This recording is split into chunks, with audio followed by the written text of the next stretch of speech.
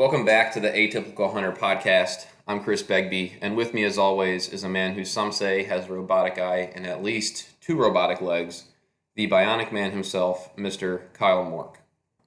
On this episode, we're joined by Beau Martonik, the host of the East Meets West Hunt podcast and mustache grower extraordinaire. Beau helps us figure out what gear we need to bring into the woods with us this season and gives us some insight into some hunts he's got coming up. I, for one, being a new hunter, got a lot out of this conversation. Hopefully, the more we talk to people about what they're using, the less time that we will have to struggle to figure out our own best loadouts for hunting. So let us know what essentials you bring in on hunts with you, and make sure you check out Beau's podcast, East Meets West Hunt. As a side note, you may hear 1, 2, or 3 knocks during the middle of the podcast. Kyle's daughter had dropped her sippy cup a few times, and I just want to make sure everyone is aware that no animals or people were harmed in the making of this podcast. Happy hunting.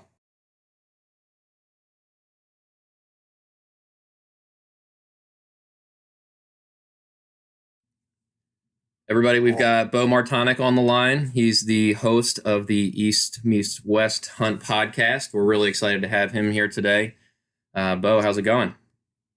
Good, guys. How's everyone doing this evening?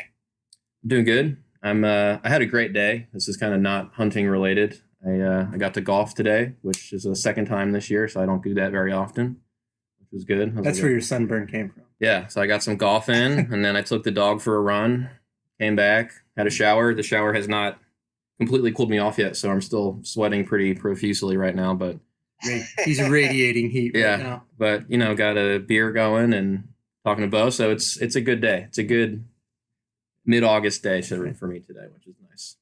Yeah, that's good. I mean, hey, hunting season's right around the corner. It's starting to get some cooler mornings and evenings, and still some warm weather during the day, but can't beat this time of year. Yeah, it's beautiful. And Kyle's coming off of a surgery, but he seems to be doing pretty good. I mean, how you feeling? I'm getting there. Yeah? I'm itching to shoot. I can't even shoot my bow right now, so that's why I'm just itching to do something hunting related at this point right now. So what are you at, like 75% recovery? Probably, yeah, about 70. I'll get cleared on Monday for some activity, but that's about it. It probably won't be shooting a bow yet, probably another week. But I just don't want to have to go through the surgery again. Yeah, don't mess it up. I know. Yeah, there's no reason to go early and then have to go back and make it longer. Because I have a hunt in 3 weeks, less than 3 weeks now. 2 weeks. Is it 2 weeks now? In 2 weeks, yeah. So it's a tree stand, kind of truck drives you out to the tree stand, shoot the hog, and they'll drive you to go pick it up. So it's nothing, I'm not hauling anything out, but I definitely want to be able to shoot bow and not have to go to a rifle. Yeah. Yeah. So Beau, you're the host of a podcast as well, which I love. It's a great podcast. You've got a bunch of followers on Instagram, and I'm sure a good number of listeners to the podcasts. I'm curious kind of, how you got into that. Before we get into anything else, how you got into that. I know we were chatting before and you mentioned you were working at a bow shop and that sort of thing, but just a little bit of background on you would be awesome. Yeah, so it's funny. So I'm from Pennsylvania. I'm from north central Pennsylvania, and I grew up in a hunting family, so there was no really unique story there. I learned from my dad and my grandparents, and all of my family hunted. So that was, ingrained in me from the beginning, and specifically bow hunting. I rifle hunt. I love doing that too, but bow hunting's always been kind of my passion. And, after I'm going to kind of like skip through the boring stages, but once I got like through college and everything, I've always kind of liked photography and things like that, and videography, and I was like, I wanted to start doing some stuff like that with hunting. And that was right around the time when like Instagram started, becoming bigger. Yeah. And so I just started taking pictures on my cell phone, that I thought was cool angles and stuff, and probably putting way too high of filters on it and all that jazz, that blew it out. Yeah. And I was doing some of that, and I just loved sharing those stories of the hunt. And and then once, like I said, Instagram was becoming big, I was getting inspired by real photographers doing stuff. So I was just trying to learn, and picked up a camera and started. I still use an entry-level DSLR camera. I don't have a big expensive camera really, which they're all expensive, but not compared to most standards. I just learned it from the ground up, messed around with that a little bit. And, and as I started doing this, and again, I keep going back to, the platform of Instagram because I've got so much inspiration for everything there. I discovered Cameron Haynes back in 2015, I think, which is actually later than most people probably did. But I just wasn't really exposed to media a whole lot before that, with the outdoors. And I bought his book about backcountry bow hunting. And I was like, man, this guy's cool. I love working out. And so does he, and uses that with hunting. So I started wanting to go out west. Yeah. And basically took that idea and that concept and in 8 months and planned my first, Western backpack hunt, which I would highly recommend if someone reads that book, take it with a grain of salt, because you don't have to go pick the most gnarliest unit. And I tried to do that, and I really paid for it, So where did you go on that hunt? I went to Colorado. Gotcha. And just were like, I'm going to expose myself to the most gnarly area I can possibly go to? Yep. I looked for really steep topo lines and all that. And that's great. And there's definitely animals and stuff there. But man, for the first time, it's an eye opener. Like, I walked out there and I was like, I got out of the truck and I, walked over to go to the bathroom and I started breathing heavy. I was like, this is going to be fun. But so anyways, when I did that, did this whole trip, I didn't kill anything. I had some opportunities and I just blew it. But I got back, and the whole time I was kind of taking notes, and I wrote a story for myself. And at the time I wasn't doing anything with writing, and I just wrote it and I titled it East Meets West. And I submitted it to this online magazine publication called the Journal of Mountain Hunting. And they reached out to me and said, hey, we're going to run your story, and I was like, wow, that's really cool. And that was I never thought I'd get a chance at that. And so they ran it, and I shared it on like Facebook and Instagram, and still it was early on in that space. And when they ran that story, I had a bunch of, mostly like local friends and stuff that I knew being like, oh, I wish I could do that. I wish I had your kind of money and all this stuff. And I'm like, no, I don't have really much money at all. And I just didn't pay for an outfitter or anything else. I just kind of figured out how to budget to make it happen. Right. And it's, it's accessible to anybody if you plan and make it. It all depends on your priorities. But, it might take a year to do it. It might take you 3 years. But, so anyways, I realized there's a gap in information there, between the people out west and the people in the east, figuring out how to make it happen. And so I wanted to kind of be that gap.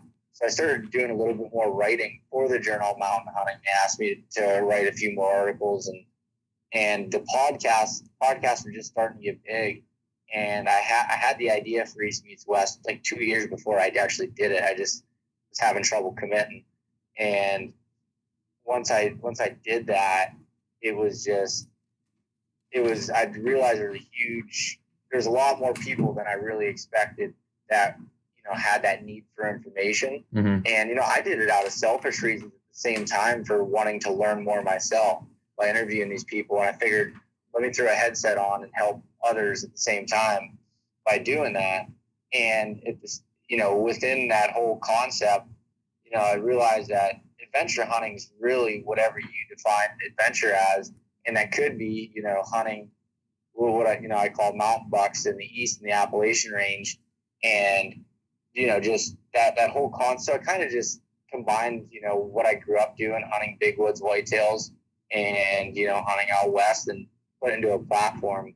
But one of the things that, we were talking a little bit ahead of time, talking about the podcast, and I was saying how it was, tough to, almost get guests at first, but you were surprised that, how many people say yes to it. Right. And I think one thing that really helped me was I did work at a bow shop.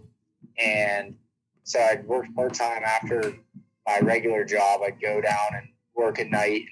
So I just always, I got to meet a lot of people that way, and I got to go to some trade shows and met people, and connections are so big. So once I'd reach out to some people, they already had met me before, whether they remembered me or not. It's just Right. it helped with those little connections, and that's kind of when I started East Meets West a little over a year ago now. Yeah, it's great. How many episodes are you into now? And it's you're in the 80s, I think it was. Is that right? Yeah. As of tomorrow, I think it'll be 83. That's wild. So, Well, that's awesome. yeah. I mean, I love it. I listen to it all the time. Particularly the whitetail stuff, I think is really awesome. Just because that's what we're going to be doing primarily this year. I know Kyle's got a hog hunt coming up very soon, and then we put in for some Kentucky elk tags unsuccessfully, but we put in for them. And then I think next year we might try to think about that Colorado public land elk deal that you were talking about. So initially I was looking at it like, I don't know what I'm doing for whitetail. This will be my first season. Kyle's been doing it for a while, but wanted to sort of, again, selfishly learn a bit more before we go back into the season. And, it's super helpful. So appreciate the content you're putting out there. I'm sure a lot of other people are real appreciative of it too, but. No, but be careful when you start diving into that whole Western thing, because it'll be addictive. Yeah. just the pictures alone. There's this romantic feel of it that every time you look at someone's pictures from out west, you're like, oh man, why do I live in Chicago? Why don't I live out there? But I feel like that's going to be, it's like one of those romantic things. It's just like, it's a reality every day for a lot of people who live out there too, and get the elk hunt out there on the regular. So yeah, it is crazy. But the whitetail thing. So you guys are talking about that, and the way I kind of released the podcast is like, it's all around the time of the year. So like right now I'm real big on the Western stuff because that's what's, coming up. But come end of September, getting into October, when I get back from my trip, it's going to shift almost 100% to whitetail stuff for, a few months. And, then as, scouting in the March and stuff time frame comes around, spring, there's more whitetail stuff. And it's just, it all depends on how the time of year is and, what kind of content, I guess, goes out. Right. Yeah. I guess being that it's our only focus right now, that's kind of all we're initially thinking about, but I can imagine to go into even more of a rabbit hole. What we wanted to talk to you primarily today about was kind of some gear and just starting into the whitetail hunting community and lifestyle. It's like, all right, what do I get? What do I need? And I can only imagine how different that must be going for a Western style hunt. You're backpacking for 10 days out on your own. So, that's like survival gear. That's not, I need to carry a tree stand in a couple miles and then come back out a little bit later and drive home. That's like, I need to be out there for a long time. Yeah, no, that's 100% true. Whitetail stuff, you can definitely get away with a lot less. But I do think that it can be important, and more or less with anything with gear, I think knowing how to use it properly and being organized with it is more important than what the gear actually is. Yeah. And just being efficient. Right. So, to get into that, I was laying some stuff out recently and I'm like, all right, I need my rangefinder. I need my call. I've got like a multi-tool. Do I need a knife for, field dressing? I need stuff for my stand. Like, so, what are you bringing in to the field when you're going in for, say, maybe not even an all day sit, but maybe a morning hunt or something like that?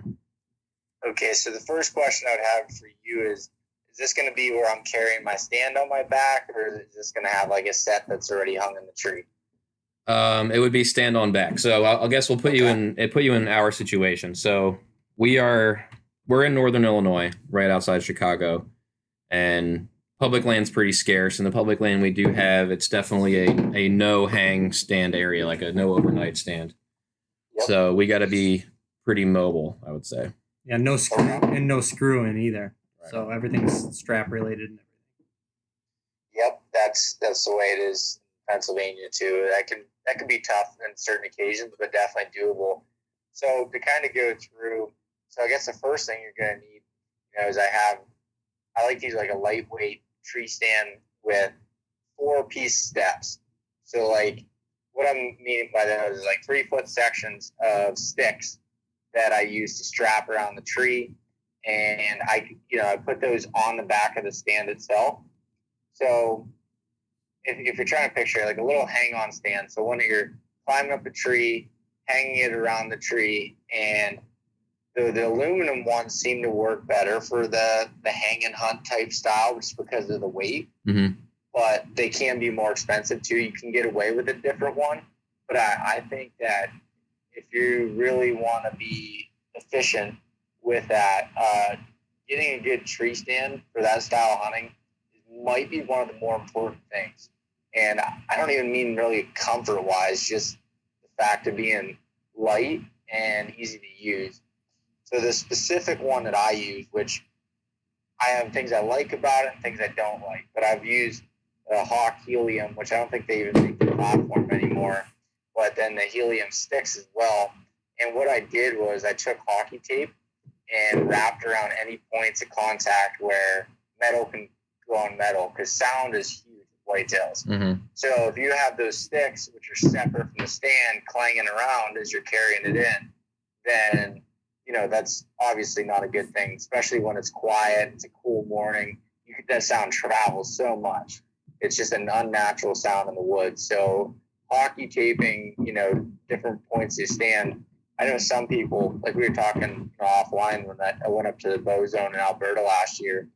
Jim Hold, he tapes every single piece of his stand in hockey tape. I have not went to that extreme, more or less because it takes about 6 hours to do a stand. Nobody's got that kind of time. Yeah.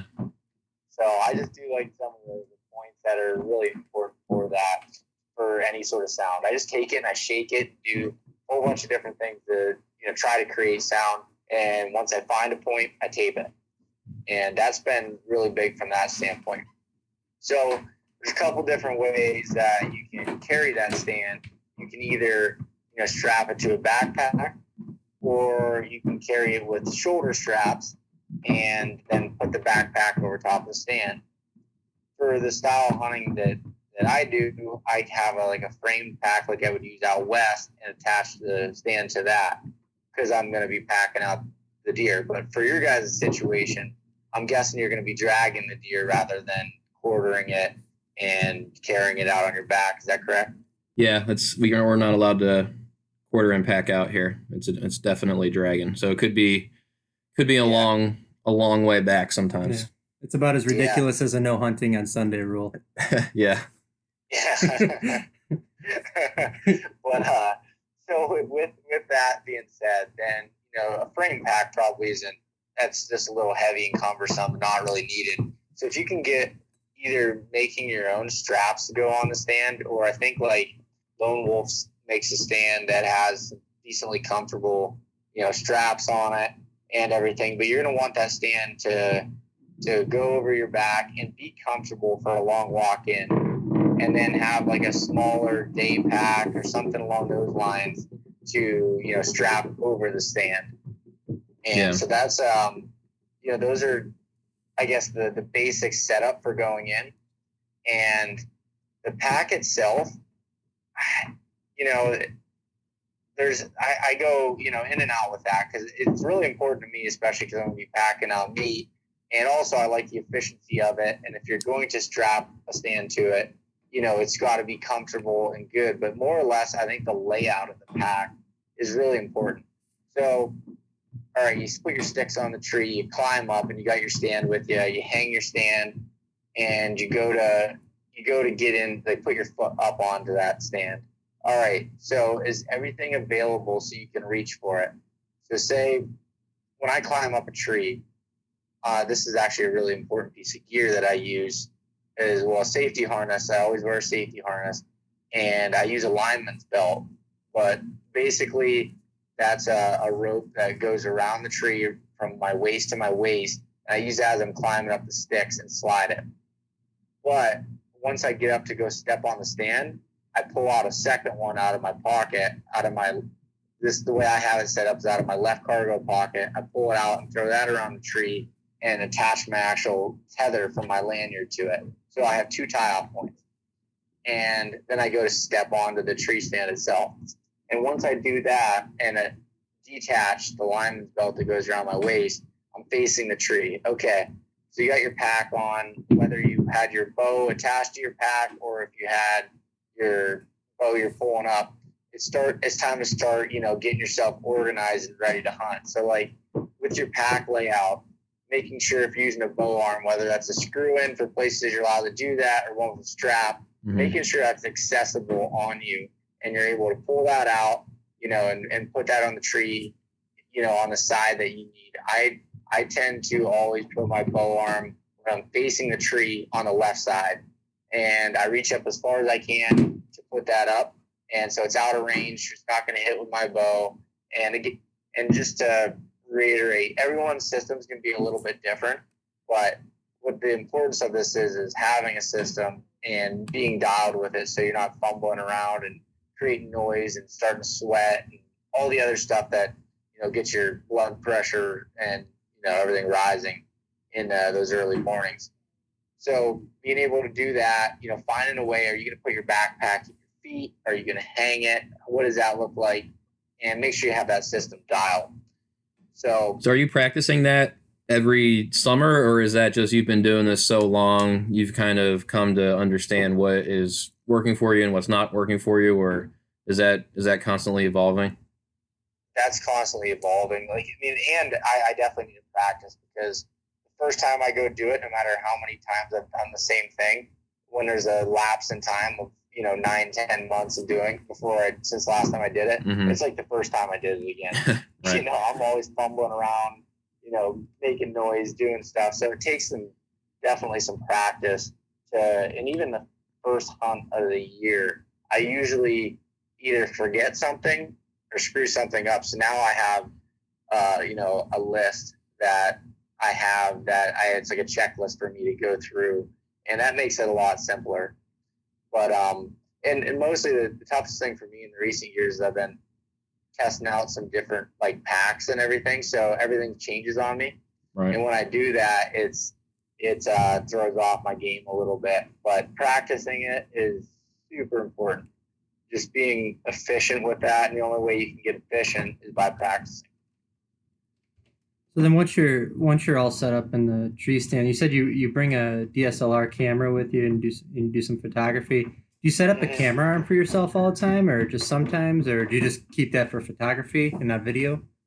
Yeah, I just keep it for photography. I tried doing the camera arm thing once, and honestly, it was very cumbersome, which anybody that self-films, I'm sure they know that already. But like, it just, for me, it was kind of taken away from the hunt that I wanted in the tree stand. So I quit doing that altogether. And I'll keep my DSLR in my backpack, but the one I have makes a noise when you click the shutter. Yeah. So I won't use it. Anything in the tree stand that I do is typically photos with my phone. And I'll just, unless I don't know. For the most part, I don't touch it. I guess is what I'm saying. Yeah. And then so you with the cameras, but what are the other essentials that you'll bring up there? Make sure, like, every time you're up in the tree stand, these are the couple items that I always have with me. I always have a wind checker, whether that's in the form of milkweed is my preferred, if I remember to get it and have enough of it. The reason why I would use milkweed is to check the wind, and milkweed travels a lot further than a regular like wind checker, like a powdered substance. So instead of just showing you what the wind's doing 4 feet away from you, the milkweed will go and show you the different wind tunnels, which is really important, especially if you have different terrain features, because the wind might be blowing. If you're sitting right on the edge of a ridge and the wind's blowing, at you, and you're like, oh, so I'm good at everything in front of me because the wind's blowing at me. But what you don't realize is the way that train goes, if the wind speed's, say, 15 miles per hour or above, that might be going 6 feet past you and doing a dive like a wave does. Right. And it cuts underneath and it'll swing back up. So that's where like milkweed can really teach you a lot about that, what your wind's actually doing.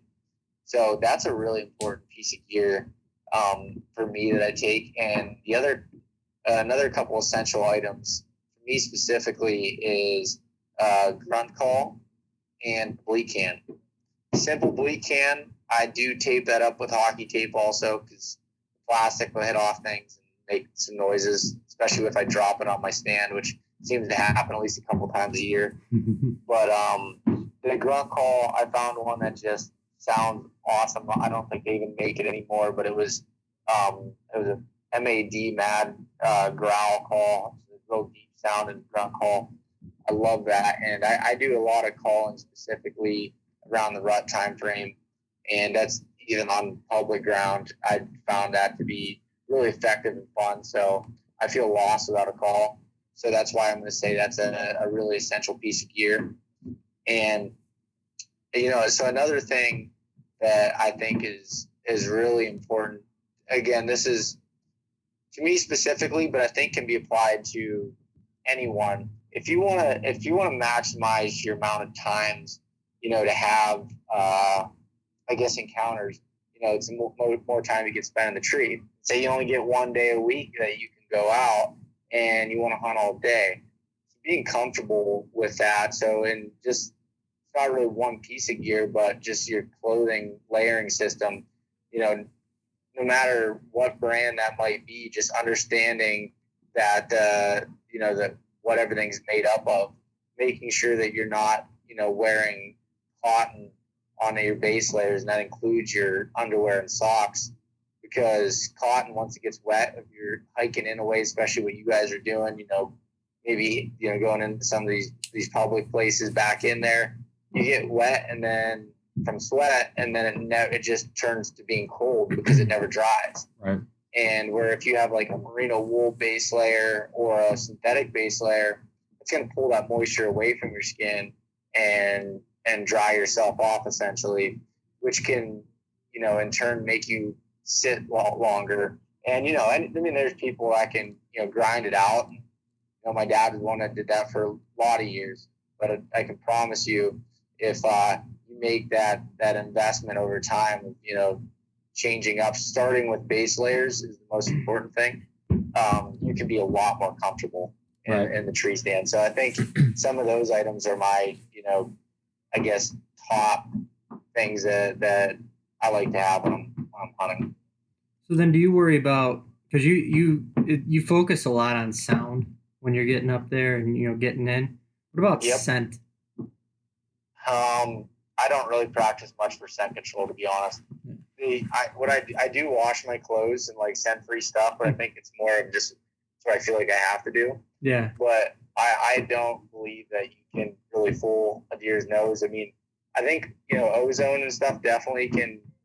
I don't want to say definitely, but it definitely gets rid of smell. Mm-hmm. Like I've used it for my truck. I had something I spilled in it and left it in the heat, and it smelled terrible. And I've used one of those car like scent crusher things. They work really good, but I don't know. I don't think you can 100% fool whitetail's nose. And maybe it might, seem like you're perceived further away.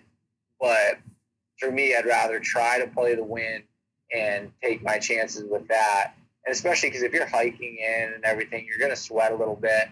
That it's just... Yeah, you're going to get a little stinky regardless of whether you want to or not. Yes. So like I said, I try to take precautions with it, and I did it in the past where I've like carried all my clothes in a tote, changed my underwear at the truck, and did this and that. And now I really don't care. Like I don't mean to say that in like a careless way. It's just I just haven't found that much of an advantage for it. So I'll wear my clothes from my house to the gas station to the street stand, and I don't think that it's really screwed me in any situation like that. So, and another thing about scent is a lot of people wear rubber boots because of the fact of scent, crossing trails and for water and things like that too. But my feet sweat too much for rubber boots. So even if you're wearing like a merino sock, when your liner, your boot never dries, it's still going to stay wet, and because there's nowhere for it to breathe. A leather boot, no matter really how cold it is, mostly uninsulated, and I'll hike in that way. And deer have picked up the trail here and there, but not enough, because I used to like freeze so bad with my feet, rubber boots in the stand, that I couldn't last all day in the tree stand. And the thin leather is better than the rubber. I do, because it breathes. Wow. And it breathes really well. So what the trick is once you get into the stand, now you got in there, your feet aren't sweating like crazy, but they're still putting off heat. So you want to capture that heat. An uninsulated boot isn't going to do that. It's just going to breathe it all out. Mm-hmm. So I use like one of those, or basically slippers that go over top of your boots. And the brand that I have, once again, it seems like a lot of these products is discontinued, but you can find them on eBay. They're called Hot Mocs. They were $13, like a slipper that you put a big body warmer in, and you put them over your boots. They're really quiet and soft, and it'll keep your feet so warm all day. Is that like a rain galoshes type of thing that you would put over shoes? I'm not sure exactly what that is. No, it's just like a rubber. It's like a rubber seal for shoes, basically. Like zip but up over them. yeah. But I guess it would be more for warmth. Yeah, that could be, but like it has to have some sort of insulation. Gotcha. And not like, you don't want your feet to be tight to it, because when you constrict it, then you reduce blood flow and ability to breathe. So just like a slipper, which there is some companies that make them now that are still in business. I think Icebreaker is one of them. Arctic Shield. I do not have experience with those to know what they're like, but I think the same concept can apply around, and so that's where I think that can be super helpful from it. But where I was getting at back when we were talking about scent there was, I definitely think rubber boots help you out a little bit from there. But another trick to kind of get away from that is I usually attach something to my boot, and I'm going to speak of during the rut, like as I'm walking in, almost like a scent drag, and that seems to cover it up a little bit too. So, and I've used a scent drag, similar type of, just like a little drag behind, like a little tether thing, and yep. I mean that's about the only time I think I've noticed a difference in scent. I mean, if they smell me coming in, I'm not going to see them, I'm not going to hear them, but right. Yeah, that drag behind, I feel like that's kind of like the cure all to the. And I think it was a guy that was on your podcast that was, he's like, he wears like a latex glove when he's filling up with gas, and yeah, he does. He's super, super, super particular with everything. Yeah. So. Yep, and I'm the complete opposite. Yeah. It's got to be so hard to manage that. I don't think I would have the attention to detail to be able to do that effectively. Yeah. Like I feel like you almost have to be for scent. Like sound is definitely like, I think you nailed it on the head with sound, because I mean that's definitely like, when you screw up with sound, because as soon as you're walking in, if you stumble, you hit something with a tree, break a branch, you'll hear them run off. Like I've heard it. I heard it last season. I think I screwed up a pretty good chance with it. But like scent, it's like you have to be like all or nothing at that point. Yeah, I guess. No, it's so true, and it just became kind of unfun. Like it just wasn't fun for me to go through all that, and that doesn't. I'm not saying that sounded like I'm lazy. It's just I don't know. It just I didn't see a big enough benefit to do it. Yeah. So but there's a big thing with sound too that I learned recently that really helps, especially if it might be a little bit louder with leaves or snow that's crunchy, and when you get close to your tree stand, try going heel to toe in slow steps. It almost sounds like a deer walk. And you can get away with so much more walking like that. You're going to be a lot slower, but it's just that, I don't know if I can make it with my mouth, but as you're doing that, kind of rock it. You're like a squirrel. Yeah, like squirrel. Yeah, squirrels sound way louder than deer, but they get me every time. But that's just one of those little things that I've learned. And when you're, entering and, leaving your stand, I guess I'm getting off the topic you guys wanted about gear, but just if you can get in earlier than later, it is so much, it sounds, simple, but if you can get in, say, an hour and 10 minutes before it's going to break daylight, you can literally get away with so much more. Well, that's what I was going to ask. I was going to say, like, if you're going in there and you're making a bunch of noise, like, I know I'm going to make a crap ton of noise just because it's my first time and I have no idea what I'm doing. Like, if I just go early, will they just kind of forget about it at some point and then come back or something? I mean, I don't know if like, I mean, I wouldn't try to be like, I know you wouldn't, but try to be like super reckless with it. But you can definitely get away with much more. Like I was walking in, I don't remember, last year or so, but I remember I go in and I use a headlamp. I know a lot of people don't, but I don't think I could find my spot if I didn't, just because it's not, most of the areas I'm going into might be one of my first times actually going in to hunt it and not really on a trail. But anyways, I've hit deer eyes with my headlamp at like 25 yards and just walked past them. And they just kind of looked at me. It's happened way more than once, and they're more curious. But if you're doing it like right when it's like 15 minutes to light, they're gone. Like you won't even see them, you just hear them taking off. And I don't really know the science behind that, but they just know that they have the advantage at night. Maybe they read the rule book. I don't know, but it's that's a really, really big thing. That's a good point, though. I mean, you mentioned the headlamp. I mean, let's say you find, let's say you kill a deer, and I mean, are you typically a morning hunter or an evening hunter? I don't have a preference. All right. Well, let's say you kill one. He doesn't have a wife, kid. That's true. He can go whenever he wants. He's a 24/7, I think. All right. Well, let's say you kill a deer in the evening or something, and you have to locate it. Like, are you bringing anything in particular to help in the tracking, or I mean, how do you get a deer out? Yeah, so definitely bringing a headlamp and a knife. So I have a little thing I call a kill kit, and it's a little small waterproof bag. And one extra thing that I'll have that most people won't is game bags. So what I would actually quarter the deer and put them in to pack them out. But basically the rest of the kit's the same. So I'll keep in there, I'll keep in there orange like flagging tape, like a few pieces of that. Like when I say a few pieces, pretty good length, probably 20 feet of it that I can rip off, maybe even 30 feet of it. And then I'll have a knife. So like some sort of a skinning knife, gutting knife, whatever you would need for that. And a pair of latex gloves is something I usually bring. Sometimes I use gloves if I remember to restock my kit. But that's always something I keep in there. And everything's in one little spot, so you grab it and you're good to go. And then also the other important thing is your headlamp plus an extra flashlight, because headlamps always go dead at the worst times. So if you're going to be back in there a little ways, you don't want to have to keep going back and something happens, either bring spare batteries or an extra flashlight. And I usually bring an extra flashlight just to have double the light, because when you're looking for blood, I'd rather have way more light than just one headlamp. So that's kind of what my kill kit looks like.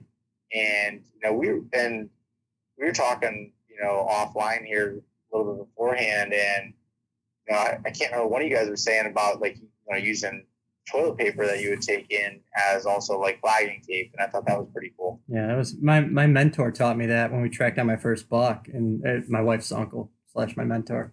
And I remember when we first got him, and I shot him, and he's like looking for blood. He goes, "Hey, did you bring toilet paper?" I'm like, "Of course." I learned a very valuable mistake like the year before, so of course I bring toilet paper. So he grabs the roll, and he just starts throwing it on the ground. I'm like, "What are you doing?" He goes, "We're tracking it." He's like, "This will biodegrade in like 30 minutes." Right. For the most part. I mean, he's like, that's why it's toilet paper. So, and I started using that. I was using it in Texas too, and they looked at me all funny. They're like, "What are you doing?" I was like, "Well, I'm tracking it." And they do everything by sight. But yeah, that was the first time I really learned the multi-use other than a multi-tool. Well, I wonder if you could even use that as like a substitute for milkweed if need be. Like rip off a tiny thin piece of toilet paper and let that just see where the wind takes it. Float that around. I mean, I would never have thought the distance of the wind, the distance of where the wind's blowing differently a distance off would have been something to even think about. But now, yeah, definitely going to try it after listening to the milkweed thing. Yeah, because I mean, I'm having a hard time figuring out how to get a backpack on my stand. So I'm like, all right, everything I carry, I feel like I'm going to have to carry on my person in a pocket or like, I don't know, a fanny pack or something like that. And I'm like, all right, the more I can consolidate into a smaller size, the better. So, the kill kit, I can really appreciate that. I mean, that's a great idea. I didn't even think about organizing all of that. But just keeping things as simple and as organized as possible. And with me saying this, believe me, I carry way too much stuff in the stand. Like, I'm still trying to slim that down, but I'm able to do that because of the me using the backpack that carries my stand. You know, that basically I can either put it to the outside of it, and which, you know, pulls a little bit of weight back on you, or I'll separate the actual frame portion from the bag and stick it down in between there and run it that way. It all depends on the different situation, how far I have to go. But anyways, with that, I can carry a bigger bag. So there's definitely good and bad with having a bigger bag, because once you have a bigger bag, you put a lot more stuff in it. Yeah. You like to fill it up. I like to fill things up. Right. And, you know, that's no different there. So take advantage of whatever space you can. Yes, you're exactly right. And it'll take you a little bit to kind of figure out what your system's going to look like. Right. But that, like doing things like the kill kit, and I also have what I call a poop kit. So I have another little bag that I have toilet paper, hand sanitizer, and wet wipes. So like little things like that, you just keep it there, and you can always grab it instead of having all these little, you know, things. Or maybe that's even inside your pack, depending on how it lays out, if it has little pockets, doing that too. Right. Instead of just having like a big, you know, basically bucket full of stuff in there that you can't ever find what you need when you go through it, having it kind of organized really helps. Yeah, like a little divider type of thing, or insert pockets. Well, I think that's the best piece of advice I've had in a long time about all this, because I was definitely just going to like throw a bunch of crap in my pockets and be like, all right, I'll figure it out when I need to. But I think I'm going to have to get back to the drawing board on figuring out how to compartmentalize things and organize it a little bit better. I think you definitely need the fanny pack. Yeah. Fanny pack. The only one I've got right now is like a Rastafarian looking fanny pack, which I may need to change that around a little bit, but I mean, you can make it work. I think I might have to run a fanny pack this year now, all this talk. You never know what you're going to need in there. It sounds like the poop fanny pack might be the new thing this year for me. The fanny pack is strictly for the poop kit? Yeah, fanny's for the fanny. Yeah. There we go. Something like that. I'll wear that everywhere. Exactly. if we'll make an Atypical hunter one, we'll send you one with a logo on it. Yeah, there you go. So you can remember this podcast every time. There we go. I'll wear it around town and everything. There you go. Perfect. I like to kind of close these conversations down by asking if you've got any interesting trips or hunts coming up. You know, I know elk season's pretty much here, but you know, what are you looking forward to the most this season? I'm really looking forward to my elk hunt this year in Idaho. So I was able to end up getting a little bit more time off of work than I originally planned. So I'm going to be gone from September 13th through the end of the month. Wow. Nice. So I'll have it'll be about 13 days of hunting once you throw travel on the front and the back. But that's going to be an awesome trip. I'm going with one of my cousins and one of my really good friends, and then guys coming to film the hunt as well. So there's going to be, I think it's just going to be a really, really good trip. So I'm looking forward to that. And also, I mean, as soon as I come back, Pennsylvania archery season opens up for whitetails, and I love hunting Pennsylvania whitetails. So that I really look forward to that time of year. And maybe pick up an Ohio tag to hit up on some weekends later in the season. I don't know yet. It's all going to come down to, I always have a lot of plans, and you know, trying to find the time, even without a wife and kids, can be tough at times. Yeah, I can imagine. Idaho sounds awesome. I mean, it's definitely going to be something on our bucket list at some point, getting out for an elk hunt. So I'm sure you'll keep everybody abreast of how that's going. Hopefully no altitude sickness this year too. Yeah, that'd be good. My buddy Michael that's going with, he was in the hospital there pretty bad last year with it. Oh wow. Basically said that if he wouldn't have been in as good a shape as he was, his blood oxygen content was so low that he was basically dead. Jeez. That's crazy. So yeah, his lungs filled up with blood, and that's another story, but it's a very serious thing. Yeah, it sounds like it. But Beau, I just want to thank you again for coming on. I learned a hell of a lot. I'm sure everyone listening will too. So I appreciate you taking some time out of your busy schedule for us. It means a lot. Yeah, it does. And if you ever want to hunt highly pressurized public land in Northern Illinois, you're always welcome to come hunt with us anytime. Hey, don't be trying to oversell it. You're going to have all these people in your area. That's part of the plan. I don't want anyone else coming out here. Yeah. All 20 listeners might show up at the same exactly. day. Well, guys, I really appreciate you asking me to come on, and we'll have to definitely talk again. That was fun. Yeah, well, I appreciate it, and enjoy the rest of your summer, and good luck with this season. Yeah, same to you guys. Well, thanks.